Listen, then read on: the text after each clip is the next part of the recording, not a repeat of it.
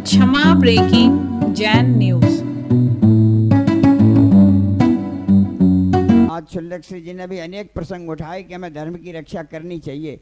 बिंदु बहुत विचारणी है। और सबसे बड़ी बात तो ये देखो, 85 वर्ष में इतनी देर बोल पाना कितनी मेहनत की बात है। उत्तर प्रदेश के मैनपुरी जनपद के गिरोर तहसील में एक नगला इंद नाम का गांव था। वहाँ श्री बटेश्वरी लाल जी की, जिनके पिता थे हजारी लाल जी के सुपुत्र बटेश्वरी लाल जी, और बटेश्वरी लाल जी के घर में गुलाब देवी की कुक्ष से आपका जन्म हुआ था 11 अगस्त 1939 को। संयोग से मिति के हिसाब से रक्षाबंधन का दिन था आज का दिन। तो आज रक्षाबंधन अपने जन्मदिन के दिन दीक्षा हुई है। 24 में 20 तीर्थंकरों ने अपने जन्म के दिन दीक्षा ली, 4 निकल गए अलग, बाकी ने अपने ली।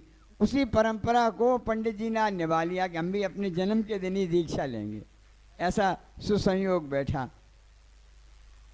हाई स्कूल मैनपुरी में क्रिश्चियन इंटर कॉलेज है, मैंने भी वहीं से किया, पंडित जी ने भी वहाँ से किया। उस समय हाई स्कूल पास करना बहुत बड़ी बात मानी जाती थी, कॉलेज तो थे ही नहीं बड़े। और हाई स्कूल में पूरे डिस्ट्रिक्ट में टॉप किया, गोल्ड मेडलिस्ट रहे, इतनी योग्यता पृथक। बुद्धि इतनी तीक्ष्ण, अगर हम कहें कि वर्तमान के आकलन कहें तो कोई आश्चर्य नहीं है। आज भी अब कर अवस्था हो गई, साल 2 साल पहले भी ये किसी गाथा को एक बार पढ़ लें और एक बार दोहरा लें, बस याद हो गई हमेशा के लिए। ऐसी हजारों गाथाएं और हजारों श्लोक आपको कंठस्थ हैं। जब भी कोई बात करते तो कि प्रश्न आता बिना प्रमाण के नहीं, हम ऐसा कह रहे हैं ऐसा नहीं। देखो कुंद ने ये कहा, समंतभद्र ने ये कहा, पहले गाथाएं सुनाएंगे तब बात कहेंगे। अब बताओ प्रत्यक्षम किम प्रमाणम, गाथा सुनने के बाद कोई तर्करस्ती रहती नहीं थी। सन 1970 में मैनपुरी आए, ये मैनपुरी आए और हम लखनऊ पढ़ने के लिए चले गए, इसलिए 5 साल तक कोई संपर्क नहीं हुआ। जब 75 में पढ़ के आए, सन 76 की बात है, दशलक्षण पर्व की, पंडित धन्नालाल जी ग्वालियर वाले, उस समय हम लोग समझते ही नहीं थे कि सोनगढ़ और एकांतवाद होता क्या है। वो प्रवचन के लिए आए थे और उनने अंतिम अनंत चौदस के दिन व्रत करते हुए ये कहा, धर्मास्तिकाय अभावात, ये सूत्र गलत लिख दिया है। शास्त्र की गद्दी से उनने कह दिया कि ये सूत्र गलत लिखा है। हम कुछ जानते तो थे नहीं। उनने ये कहा, उन्होंने कहा पंडित जी गद्दी से नीचे उतर जाओ। अब वहाँ विवाद हो गया समाज में, आपने पंडित जी से ऐसा क्यों कह दिया, हमने कहा पंडित जी ने सूत्र गलत क्यों कह दिया, खूब बात विवाद हुआ। अब जोश हमारे पास था लेकिन होश हमारे पास नहीं था, होश इनके पास था। तो जैसे लंगड़ा और अंधा मिल जाए दोनों तो काम बन जाता है, रत्न तरह के उसमें आता है ना, बस यही स्थिति हो गई। हमारे ऊपर हुआ, आपने क्यों कह दिया, हमें तो कुछ पता नहीं था। तो हमने पंडित जी का सहारा पकड़ा, पंडित जी ज्ञान आपका और जो होश आपका और जोश हमारा, और हम दोनों ने मिलके पूरा आगरा मंडल, कानपुर मंडल हुआ एरिया था जहाँ 20-20 साल से मुनि आए नहीं। आगरा के आगे मुनियों को प्रवेश नहीं करने दिया जाता था, माता जी आती नहीं थी, धर्म का कोई था ही ना, एक छत्र राज था एकांतवाद का। और हम दोनों ने पंडित जी के मार्गदर्शन में ऐसा प्रारंभ किया, सन 76 में श्रमण भारती की गठन किया मैनपुरी में, जिसके संरक्षक आप बने। और सन 76 से ही आपने नेमनाथ जिनालय गली के मंदिर में स्वाध्याय प्रारंभ किया। सबसे पहला बृहद द्रव्य संग्रह ग्रंथ, उसका पहला श्लोक हमने जिंदगी में पहला श्लोक रटा था तो इन्हीं छुल्लक जी से रटा था। जीवम अजीवम दब्बम जड़मर वसेण जेण रिद्धिठम देविंद बिंद बंदे बंदे सम सभ्यता शीर्ष। बहुत नए बात है और पंडित जी ने नए सिखाया उसमें।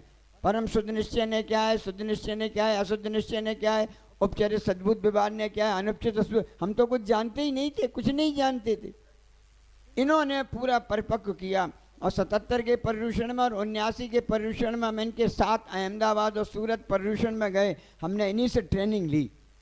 और इन्हें इतना अच्छा लगा कि 79 में सागर में पूरे विद्वान धर्म के जुड़ सके। इन्होंने एक बात रखी कि विद्वान अभी जानते नहीं हैं, समझते ही नहीं है, धर्म को ही नहीं समझते हैं, गाथाएं पता नहीं है, तो विद्वानों का शिक्षण प्रशिक्षण शिविर होना चाहिए। ऐसी सागर में इन्होंने घोषणा की और एक महीने भर का शिविर विद्वानों का लगे। उसका सिलेबस भी इनने तैयार किया कि 10 दिन 15 दिन के शिविर में विद्वानों को क्या पढ़ाना है, और इन्होंने खुद पढ़ाया। सबसे पहले न्याय की समीक्षा की, सिद्धांत की समीक्षा की, निश्चय व्यवहार की समीक्षा की, अनेकांतवाद की समीक्षा की, चारों अनुयोगों की समीक्षा की, ऐसा सारा ज्ञान प्राप्त किया और इतना प्रभावित काम किया एकांतवाद को निरसन करने के लिए कि वो सारे उस क्षेत्र में मुनि महाराजों और सबका आगमन शुरू हो गया।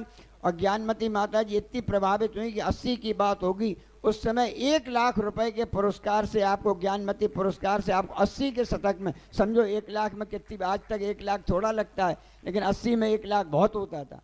वो आपको आर्य का ज्ञानमती पुरस्कार से सम्मानित किया गया और आपने उस राशि से वहीं हस्तिनापुर जम्बू द्वीप में ये फ्लैट का निर्माण करा दिया। राशि स्वीकार नहीं की, वहीं फ्लैट का निर्माण करा दिया। हम दोनों ने इनके मार्गदर्शन में अपने बड़े मंदिर में संपर्क किया। जब 76 से शुरू हुआ, आपने भी संकल्प लिया था कि समाज से जो भी राशि मिलेगी कभी हम उसे व्यक्तिगत उपयोग में शामिल नहीं करेंगे, समाज और धार्मिक कार्यों में ही लगा देंगे। उनके मार्गदर्शन में उन्होंने भी यही किया और हमने भी यही काम किया। दोनों लोगों ने उन्हीं के मार्गदर्शन में काम इस रूप से किया।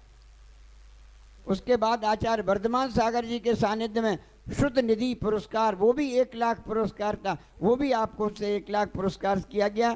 आचार्य ज्ञान सागर जी के महाराज में शुद्ध संवर्धन पुरस्कार, ये तो 3 प्रमुख थे। सैकड़ों पुरस्कार और अनेकों उपाधियां जहां गए, लगभग 50 स्थानों पर, देश के सर्वश्रेष्ठ स्थानों पर पर्यूषण पर में प्रभावना की। 2010 में अमेरिका भी गए, जैसा भी कहा कि कैलिफोर्निया में सैन फ्रांसिस्को में 1 महीने तक वहाँ रहे और अनेक स्थानों पर जाकर वहाँ धर्म की प्रभावना बहुत अच्छे ढंग से की। 87 में जब हमने श्रवण भारती दशाब्दी समारोह मनाया, उसमें इंद्रध्वज महामंडल विधान पंडित शिखर चंद जी भिंड के नेतृत्व में आपने पूरा विधान संपन्न कराया और वहाँ पर विधान हुआ। अभी जैसी आई, जब एकांतवाद से बहुत हुआ, हम लोगों ने बहुत उपसर्ग सहे, बहुत लड़ाई झगड़े किए इस एकांतवाद को लेके। हमारे खिलाफ तो एक आर्म्स एक्ट 25 में मुकदमा दायर करा दिया गया कि सुशील ने तमंचे से हमारे ऊपर गोली चलाई। इतने हम लोगों ने संकट सहे एकांतवाद, लेकिन इतने दृढ़ रहे ये कि अब कलकत्ता में ये भी पर्यूषण में थे और हुकुमचंद जी बहारेल भी पर्यूषण में थे। वो नए मंदिर में थे, ये बड़े मंदिर में थे। इन्होंने कहा बहारेल जी से खुला शास्त्रार्थ करना चाहते हैं, भारती हमारे प्रश्नों का उत्तर दें। अब जब इन्होंने चैलेंज कर दिया तो शास्त्रार्थ हुआ, निश्चित किया गया। 15 मिनट के बाद बहारेल जी इतने निरुत्तर हो गए, पहले उन्होंने अपना कुर्ता उतारा, फिर बनियान उतारी और फिर मंच पे ही सारे शरीर से पसीना छूट गया। 1 गिलास पानी वहीं शास्त्र की गद्दी पे बैठे ही बैठे उठा के पी लिया। इन्होंने कहा देखो ये आचरण है विद्वान, ये अच्छा। और इतने स्पष्टवादी रहे, किसी से इन्होंने ये कभी ज्ञानमती माता जी का विकल्प आया तो इन्होंने ऐसे स्पष्ट कहा कि नहीं माता जी ऐसा नहीं, ऐसा होना चाहिए। आचार्य श्री की भी बात आई, जब 80 के दशक में बात चली थी मिथ्यात्व सर्वथा किंचित कर है, तो सबसे पहला लेख इन्होंने लिखा कि आचार्य श्री की धारणा आगम के विरुद्ध है कि मिथ्यात्व किंचित। इन्होंने ये नहीं सोचा कि विद्यासागर जी पुज रहे हैं हम उनके खिलाफ लिख देंगे तो क्या हो, इन्होंने स्पष्ट विरोध किया। जब आर्यकाओं की नब्दा भक्ति बंद हुई, इन्होंने सबसे पहले लेख लिखा कि आर्यकाओं की नब्दा भक्ति आगम के अनुकूल है और इसे बंद कराना शास्त्रों के प्रतिकूल है। जब क्षुल्लकों को पिच्छी कमंडल नहीं दिया, पिच्छी नहीं देने की बात आई, तो इन्होंने सबसे पहले लेख लिखा कि यही आगम, मतलब इन्होंने कोई भी आगम विरुद्ध बात चाहे मुनि मार्ग से हुई हो, चाहे विद्वानों के तरफ से हुई हो और चाहे सोनगढ़ के तरफ से, अगर कोई भी आगम विरुद्ध बात उठी तो इन्होंने बिल्कुल निर्भीकता के साथ लेख लिख के तैयार किए। आचार्य ज्ञान सागर जी के साहित्य में वांग्मय में नए निरूपण और ज्ञान प्रवाद पूर्व और माताजी ज्ञानमती माताजी ने नियमसार की टीका लिखी। उस नियमसार टीका पर स्वादवाद चंद्रिका नाम से 3 शोध ग्रंथ आपने लिखे जो पुस्तकाकार प्रकाशित हुए, जो पढ़ने लायक हैं, आप लोगों ने पढ़े। इतना विशद उनमें विवेचन किया गया। ये पंडित जी की बुद्धिमत्ता और ज्ञान का ही है। सन 4/7/57 को मैनपुरी के श्री सूरज कुमार जी और आनंदी देवी की सुपुत्री श्रीमती निर्मला जी यहाँ हैं, उनके साथ आपकी शादी हुई। 3 बेटियां हैं, सबसे बड़ी संध्या जी हैं, आलोक जैन नागपुर में रहते हैं, दूसरी प्रतिमा अम्बुज जी हैं, ग्वालियर में रहते हैं, और तीसरी कविता विनय कुमार जी हैं, चंदौसी में रहते हैं, और एक पुत्र प्रशांत जिसे आज माता पिता बनने का सौभाग्य हुआ, उनकी धर्मपत्नी अर्चना जी मैनपुरी के पास अलीगंज है, वहाँ की ही रहें। इस प्रकार से हैं। कपड़े का बहुत बड़ा, जैसे आपने भी कहा, मैनपुरी नगर नहीं, मैनपुरी जनपद और आसपास के जनपद तक में आपके कपड़े की सप्लाई होती थी। और फर्म का नाम क्या रखा, दो अपने पूरे हजारी लाल बटेश्वरी लाल। अपने बाबा के नाम पर और पिताजी के नाम पर, ऐसा नहीं कोई नाम रख लेते, नहीं। बोले कहा एक बार हमने, तो बोले नहीं, फर्म के नाम से हमें अपने बाबा और पिताजी के नाम का स्मरण होता है, पूर्वजों के नाम का स्मरण रखना हमारा कर्तव्य है, इस प्रकार से होना चाहिए। अनेक स्थानों पर पोल्यूशन में बहुत गए, यानी कितने शिविरों में 150 से ऊपर आपके आलेख प्रकाशित हो चुके हैं, 150 से ऊपर। अनेक संगोष्ठियों में हमें, हमारा बहुत सौभाग्य रहा कि हमने इनका संगोष्ठियों में बहुत लाभ उठाया। श्रवण बेलगोला के 93, 6, 18 के तीनों महामस्तकाभिषेकों जो विद्वत सम्मेलन हुए, उसमें आपके आलेख बहुत अच्छे ढंग से प्रस्तुत किए गए। तो हमें इनके साथ रहने का, बहुत सीखने का और बहुत अवसर मिला। समय अधिक नहीं है, बातें तो बहुत हैं, इनमें भी वही गुण हैं कि कितने बोलते जाओ, घंटे 2 घंटे, तो भी इनके गुण कम हो नहीं सकते। लेकिन समय चूँकि ज़्यादा हो गया है, इसलिए हमने मोटी मोटी बातें कह दी। ज्ञान के क्षेत्र में अभूतपूर्व योगदान है। लेकिन सबसे बड़ी बात यह है कि आज आचार्य कुंद ने प्रोफेसर साल में जो शंका उठाई, गाथा लिखी कि ज्ञान का फल क्या है, कुंद लगते हैं ज्ञान का फल चारित्र है। यानी कितने ज्ञानी हो गए, कांजी स्वामी जैसे हो गए, फलाने वहाँ के हो गए, ये हो गए, ज्ञान में कोई कमी नहीं थी, लेकिन एक भी ज्ञान का फल चारित्र प्रकट नहीं करा पाए, एक भी। उसमें से एक नाम गिना दो कि उनने कुछ चारित्र अंगीकार किया हो, किसी मुनि को आहार दिया हो, कोई प्रतिमा ले ली हो। ज्ञान में कोई कमी नहीं थी, लेकिन ज्ञान चारित्र में नहीं आया।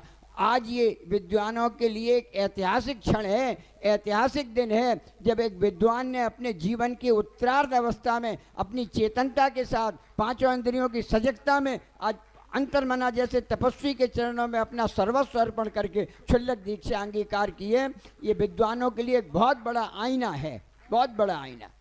पंडित जी उस परम, पंडित जी आधुनिक विद्वानों के, पर आधुनिक विद्वान तो कैसे होगा, कॉलेज वाले, सूट सफारी वाले, सच्ची बात बता रहे, सूट सफारी वाले, कॉलेज वाले। पंडित जी उस परंपरा के हैं जहाँ पंडित कैलाश चंद जी शास्त्री, जहाँ फूलचंद जी, जहाँ पंडित नथुलाल जी, जहाँ दरबारी लाल जी कोठिया, ऐसे उत्कृष्ट विद्वान कैलाश चंद जी शास्त्री बनारस वाले, उस कोटि के पंडित जी विद्वान हैं। और उन सबसे भी अगर ज़्यादा गाथाएं किसी को याद थी तो पंडित जी को आज भी कितनी गाथाएं याद।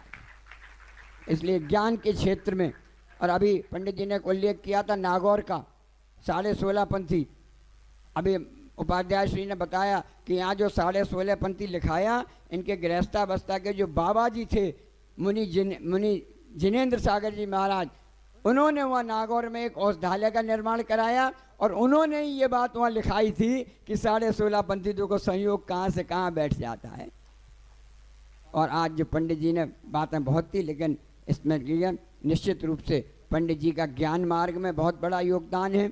और आचार्य श्री ने नाम भी देखो कितना छांट के, ज्ञान का वांग्मय है, कितना अच्छी बात है। अभूतपूर्व ना कह रहे थे किसी क्षुल्लक का, नहीं क्षुल्लक का क्या, किसी मुनि महाराज का भी नहीं होगा, हम तो समझते हैं। वांग्मय सागर या लिखने में कठिन जरूर है, लेकिन अभी बहुत से लोग अंतर्मना ही नहीं लिख पाते हैं, ताके ऊपर राह चढ़ा देंगे। अरंत मना थोड़ी होता, जब अंतर्मना नहीं लिख पाते तो बांग में लिखने में तो हर कष्ट आएगा, लेकिन कष्ट में ही तो मजा है। जितना कष्ट करोगे, सहोगे, उतनी नजरा ज़्यादा होगी। तो आचार्य श्री ने इतना अभूतपूर्व नाम रखा है, निश्चित रूप से वो द्वादशांग वाणी के, ज्ञान मांग के साक्षात दीपक हैं, साक्षात दीपक।